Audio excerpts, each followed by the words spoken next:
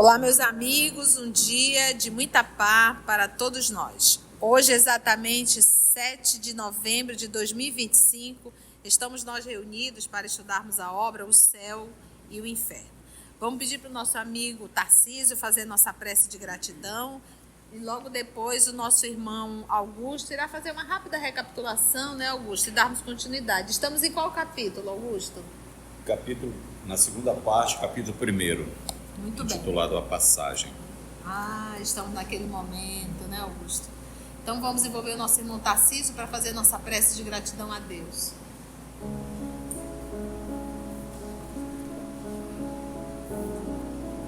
Obrigado, Pai,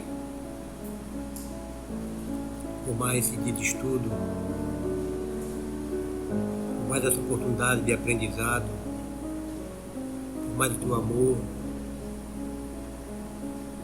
por entender as nossas fraquezas, por estar sempre perto de nós. Obrigado, Senhor.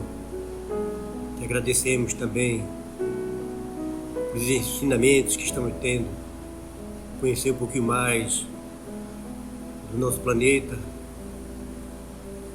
como é importante essa oportunidade. Só temos até agradecer, Senhor.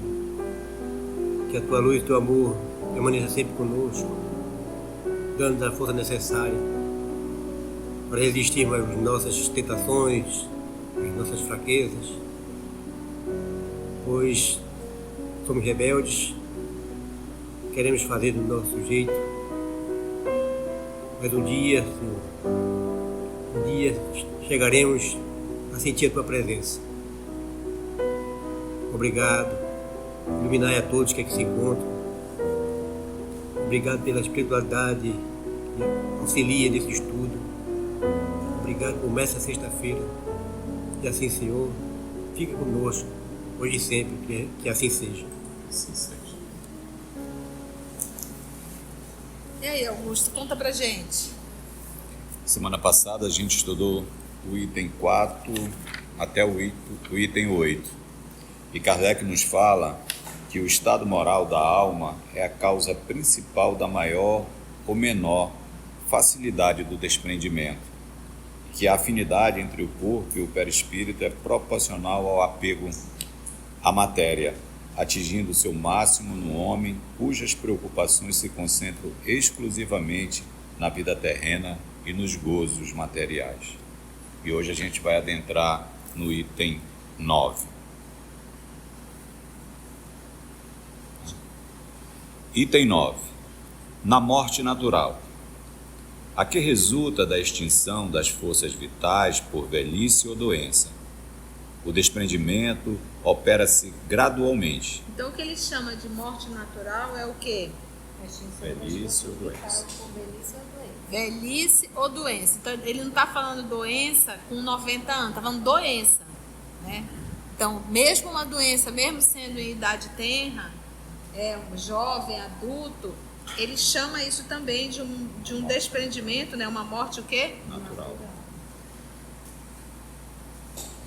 Para o homem cuja alma se desmaterializou e cujos pensamentos se elevam acima das coisas terrenas, o desprendimento quase se completa antes da morte real, isto é, enquanto o corpo ainda tem vida orgânica.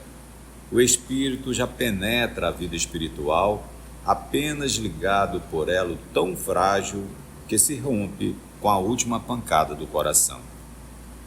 Nesta situação, o espírito pode já ter recuperado a sua lucidez, de forma a tornar-se testemunha consciente da extinção da vida do corpo, do qual se sente feliz por tê-lo deixado.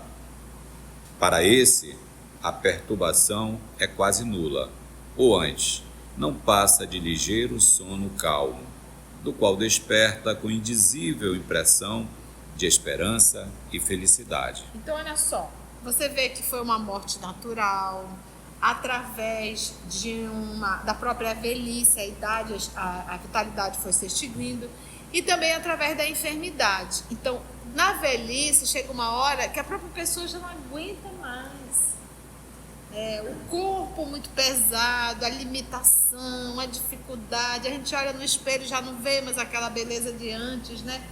Então a gente não tem mais um valor, a gente não dá tanto valor aos prazeres da vida terrena. E no caso da enfermidade também, a enfermidade, principalmente a enfermidade longa, chega uma hora que a pessoa não aguenta mais. Então a probabilidade da pessoa se preparar para a desencarnação é muito maior. Difere de uma morte brusca e repentina, né? Então a própria enfermidade, a própria velhice, o natural é nós mudarmos a nossa forma, a nossa linha de ser, a valorização das coisas espirituais. A gente começa a buscar isso. Por isso que é muito bom, né, esse processo ser de forma natural. Às vezes a gente diz assim, eu sempre repito isso de uma forma tão infantil: ah, eu não quero ficar em cima de uma cama, eu quero morrer babum, né? A gente diz assim, né? Rapidinho. A gente não sabe o que está pedindo. A gente não sabe. Porque essas mortes rápidas, a gente fica atormentado. Viu o que ele falou no final? Para a perturbação é quase nula. Ou antes não passa de ligeiro sono calmo.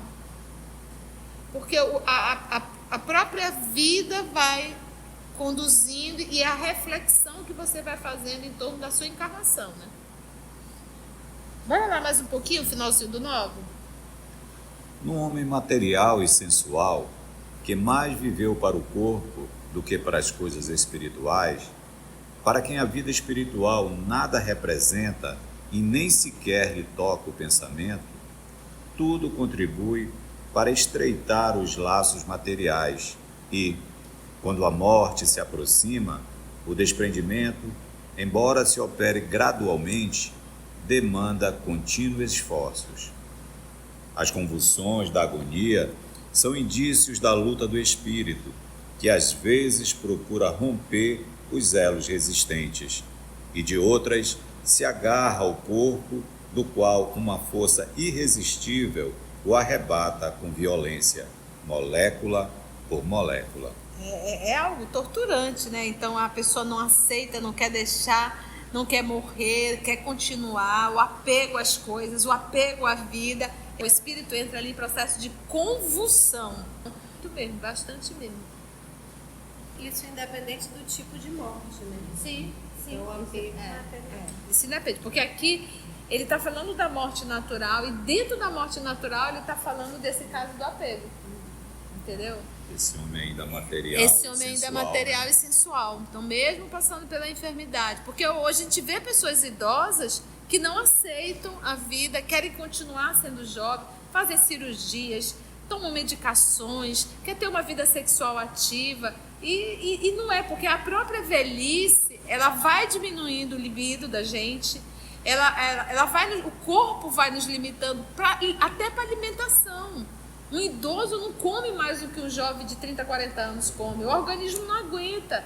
Então você vê que o próprio corpo vai fazendo com que a gente vá deixando as coisas físicas, os prazeres fisiológicos, muitas vezes, né?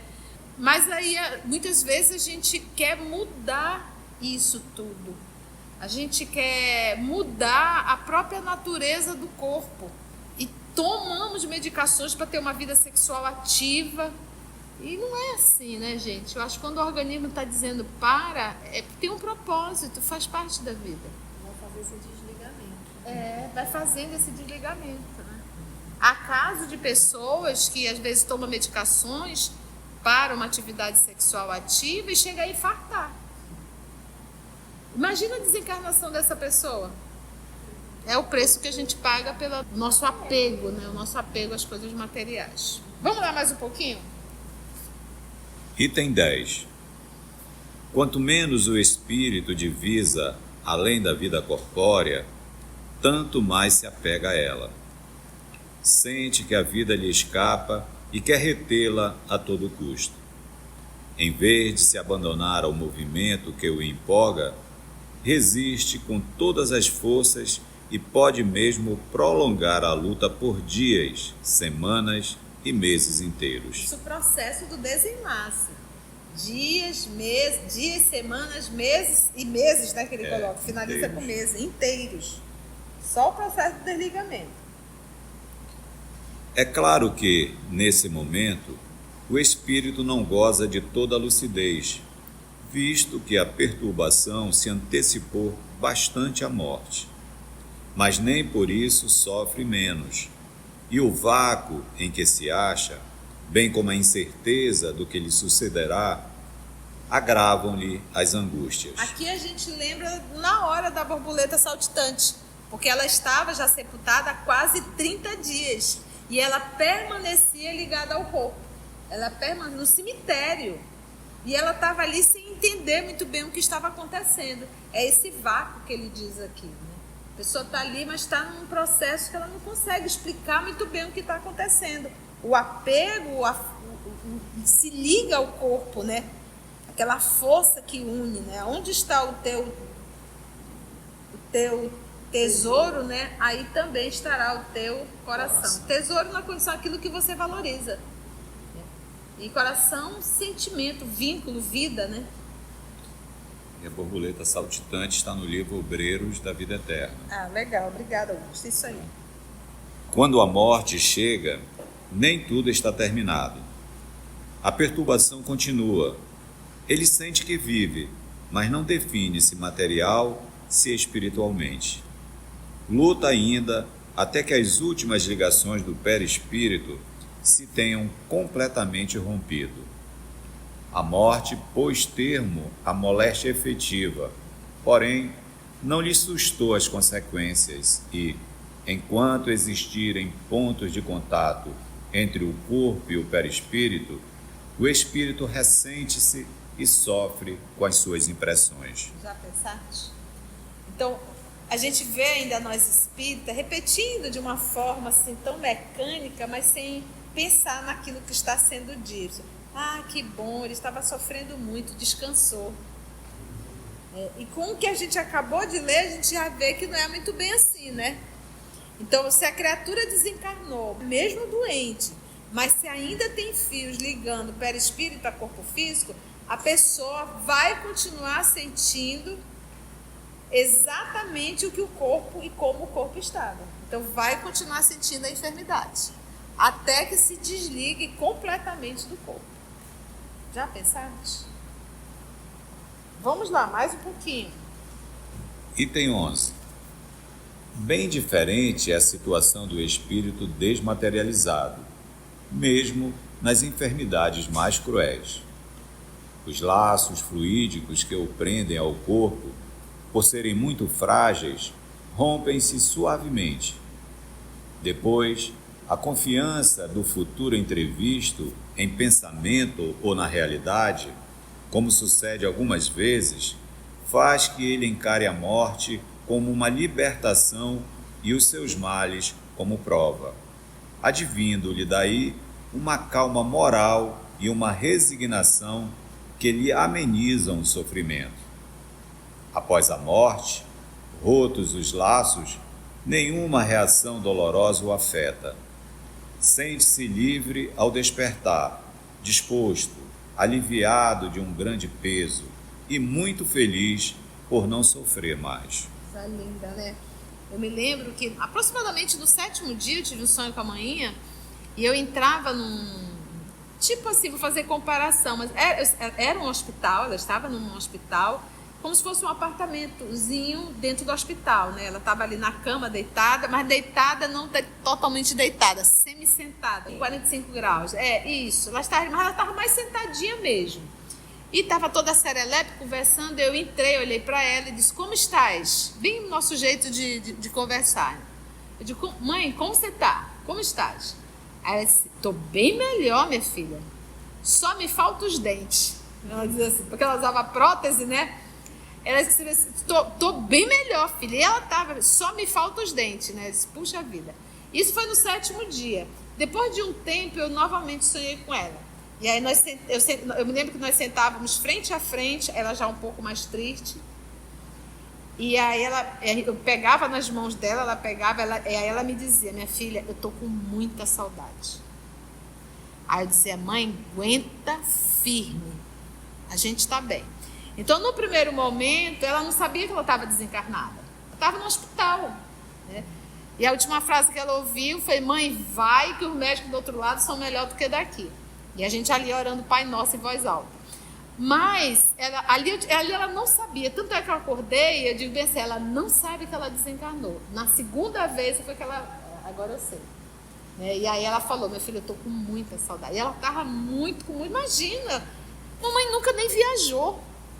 Ela não admitia, ela não queria viajar, ela tinha horror de avião, né? O máximo que ela ia é de carro, a gente ia aqui pelas cidades, mas ela tinha horror e nunca nos deixou, nunca. E a primeira, ou seja, foi a primeira viagem dela, então é normal.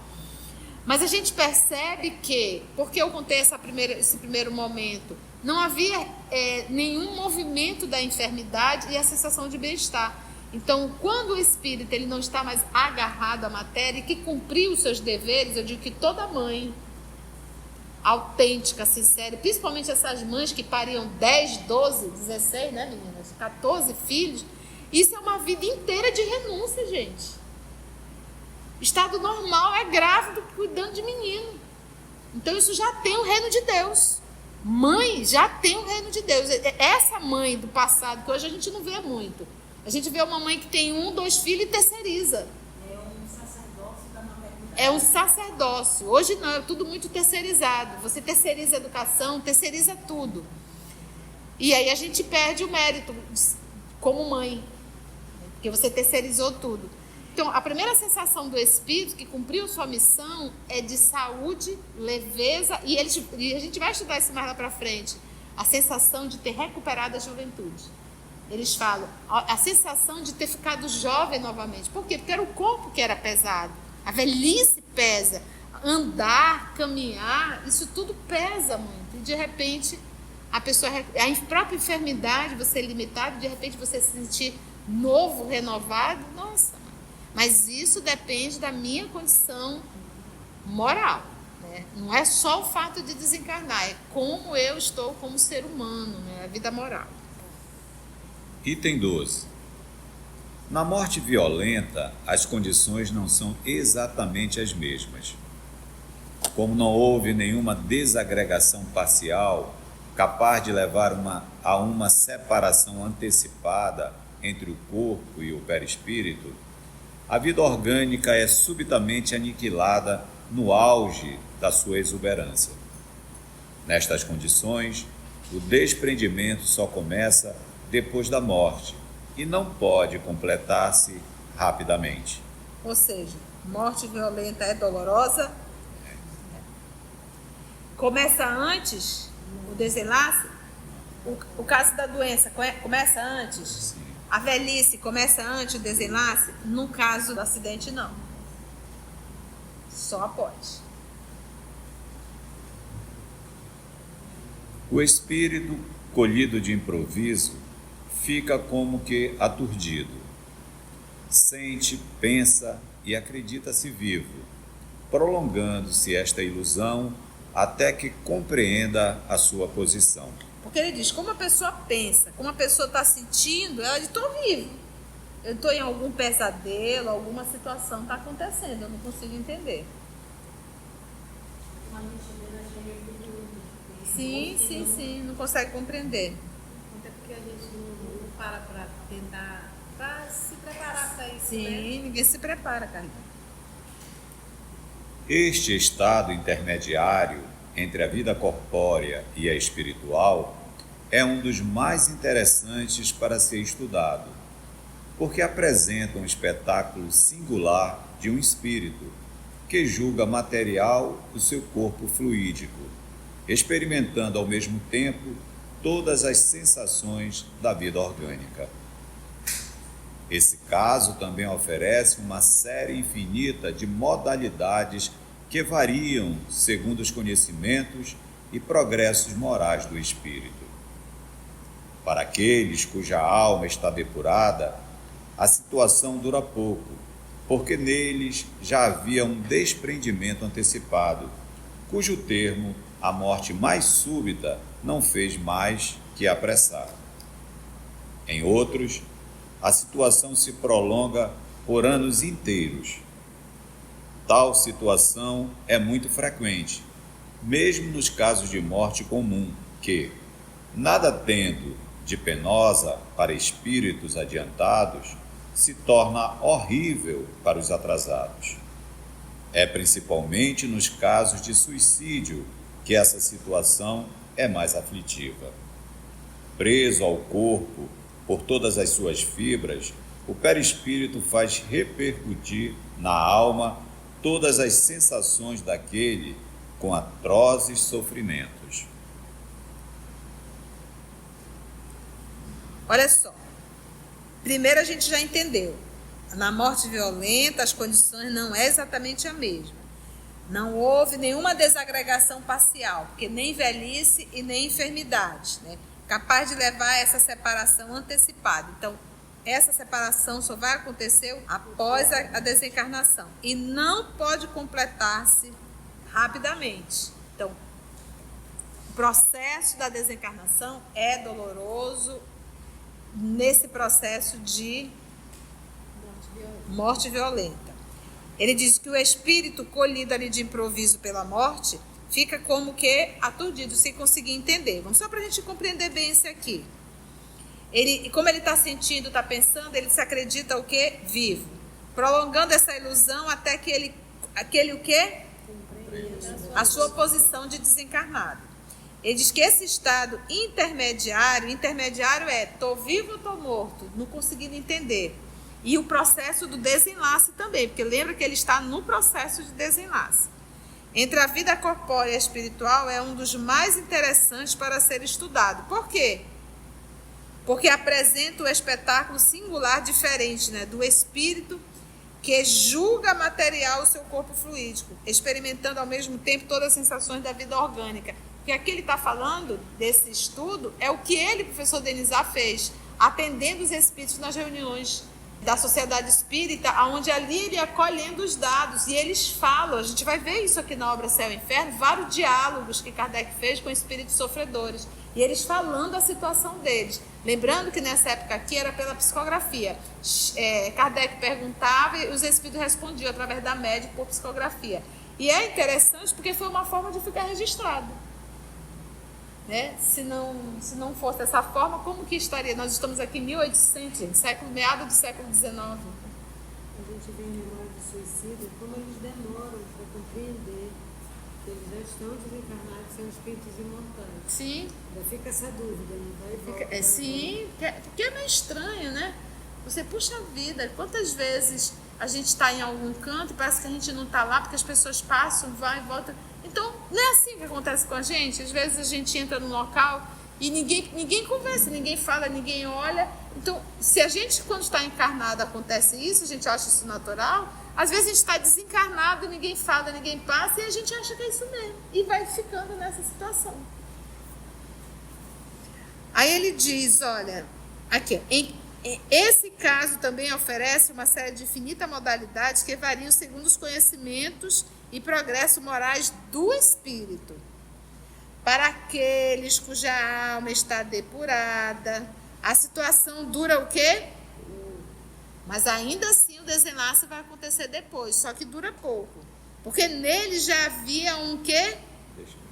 E o que é esse desprendimento antecipado? Uma vez que não estava doente nem nada, e uma vez que ele estava com a vitalidade, é o desprendimento. Por que a gente tem que entender com esse desprendimento? Quanto mais eu estou voltado às coisas da matéria, mais ligado eu estou ao corpo.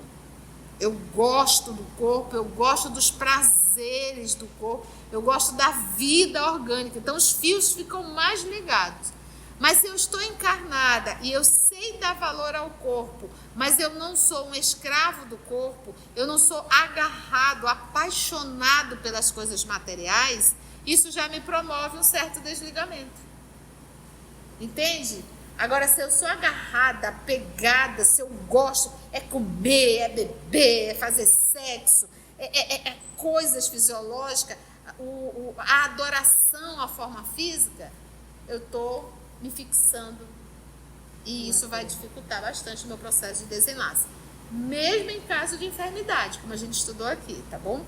Aí, para finalizar, gente, ele diz assim, ó, Tal situação é muito frequente, aí diz, em outras situações se prolonga por o quê?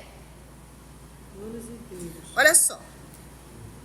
Cujo termo a morte mais súbita não fez mais que apressar esses laços que já estavam mais ou menos soltos. Em outros, a situação se prolonga por anos inteiros. Tal situação é muito frequente, mesmo no caso de morte comum, que nada tendo de penosa para o espírito adiantado se torna horrível para os espíritos o quê? Atrasados. Para os adiantados, beleza. Para os atrasados, haverá prantos e ranger de dentes, como avisou nosso Senhor Jesus.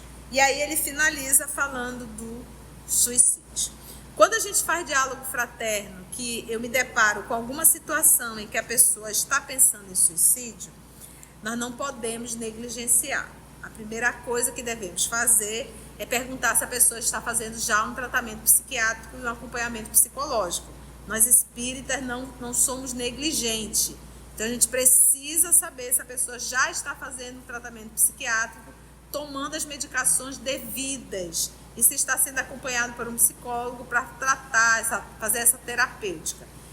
A outra coisa que a gente também tem que ter cuidado é com a rede de apoio, conversar com os familiares, mesmo a gente estando no centro espírita. A gente não pode guardar isso em segredo, né? Isso é algo que precisa ser conversado com a família também. Mas a gente já esclarece. Eu digo, o que você pensa do suicídio? Eu quero parar de assistir. Aí eu digo, olha, a primeira decepção do suicida é que ele não vai morrer. Se você pensa que vai deixar de existir, eu lhe garanto, você vai continuar vivo e agora com uma situação muito pior, porque se você der um tiro na cabeça, você vai sofrer e vai doer muito e vai continuar doendo. Se você se enforcar, você vai sentir... Então eu não ponho panos quentes, não. A pessoa pode... E você vê que a pessoa vai tomando meio que um susto, porque ela acredita que ela vai acabar com tudo e não vai. Vai continuar vivo. E bem vivo. Com muita dor e com muito sofrimento. Eu me recordo de uma jovem, e ela sempre foi tratada como se fosse um processo de obsessão, e na verdade era problema psiquiátrico mesmo. A gente percebe que ela tem um comportamento esquizofrênico. E eu me lembro que uma vez, como ela foi criada na doutrina espírita, os pais espírita, a mãe, aí ela chegou comigo e disse, tia, eu sei o que é o suicídio, mas eu quero me matar porque eu quero ir lá pro vale. Mas você vê que é o quê? Uma pessoa esquizofrênica. Sofre ali da esquizofrenia. Ela queria se matar para ir pro vale. Então, difere de uma pessoa que tá ali. Então, a gente tem que falar, a gente tem que explicar, tem que dizer. E se a pessoa cometeu suicídio, a tua palavra de esclarecimento vai ecoar sobre ela. Ela vai entender que ela está morta e aquilo é o resultado do suicídio que ela cometeu. Entendeu? Por exemplo, como a Mita falou, o caso que a gente lê no Memória de um Suicida, ninguém ali sabia da vida após a morte. Ninguém. Nenhum deles. E aí a dificuldade deles entenderem que estava desencarnado. Então, num esclarecimento desse que você dá, a pessoa, se ainda vier a fazer, a tua palavra vai ecoar na mente daquela criatura. Você esclarecendo, você não vai morrer. E o ato que fizeste vai ficar repetindo e tu vai sentir muitas dores. Não é fácil, gente. Então, se a gente quer fugir do ruim, você vai saber o que é bem pior. Augusto, algum comentário, Augusto? Carla, Mita, algum comentário? Se você chegou até aqui o final, deixa seu comentário. É muito importante a gente poder ler o teu comentário. Não esqueça de curtir para que possa divulgar a página, dar o seu like, né? E, se possível, faça a sua inscrição no nosso canal e toca o sininho. Porque quando você toca o sininho, o YouTube avisa para você quando o EOS publicar um novo estudo. Então, receba um grande abraço da família EOS Manaus.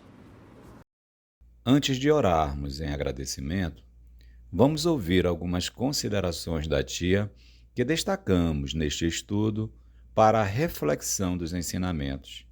Vamos aos destaques da tia? Na velhice, chega uma hora que a própria pessoa já não aguenta mais. Não dá tanto valor aos prazeres da vida terrena. E no caso da enfermidade também, a enfermidade, principalmente a enfermidade longa, chega uma hora que a pessoa não aguenta mais. Então, a probabilidade da pessoa se preparar para a desencarnação é muito maior. A valorização das coisas espirituais, a gente começa a buscar isso. Por isso, a própria vida vai conduzindo e a reflexão que você vai fazendo em torno da sua encarnação, né? O apego às coisas, o apego à vida, o espírito entra ali em processo de convulsão, porque não quer deixar o corpo. E isso dificulta bastante o processo de desligar, mas muito, muito, muito. A gente vê ainda nós espíritas repetindo de uma forma assim tão mecânica, mas sem pensar naquilo que está sendo dito. Ah, que bom, ele estava sofrendo muito, descansou. Não é muito bem assim, né? Então, se a criatura desencarnou, mesmo doente, mas se ainda tem fios ligando perispírito a corpo físico, a pessoa vai continuar sentindo exatamente o que o corpo e como o corpo estava. Então, vai continuar sentindo a enfermidade, até que se desligue completamente do corpo. A primeira sensação do espírito que cumpriu sua missão é de saúde, leveza e a sensação de ter recuperado a juventude. Era o corpo que era pesado, a velhice pesa, mas isso depende da minha condição moral, né? Não é só o fato de desencarnar, é como eu estou como ser humano, né? A vida moral. A velhice começa antes do desenlace? No caso do acidente, não. Só após. Na morte violenta, essa separação só vai acontecer após a desencarnação. E não pode completar-se rapidamente. O processo da desencarnação é doloroso. Nesse processo, às vezes a gente está desencarnado, ninguém fala, ninguém passa, e a gente acha que é isso mesmo. E vai ficando nessa situação. Quanto mais eu estou voltado às coisas da matéria, mais ligado eu estou ao corpo. Eu gosto do corpo, eu gosto dos prazeres do corpo, eu gosto da vida orgânica. Então os fios ficam mais ligados. Mas se eu estou encarnada e eu sei dar valor ao corpo, mas eu não sou um escravo do corpo, eu não sou agarrado, apaixonado pelas coisas materiais, isso já me promove um certo desligamento. Agora, se eu sou agarrada, apegada, se eu gosto, é comer, é beber, é fazer sexo, é coisas fisiológicas, a adoração à forma física, eu estou me fixando.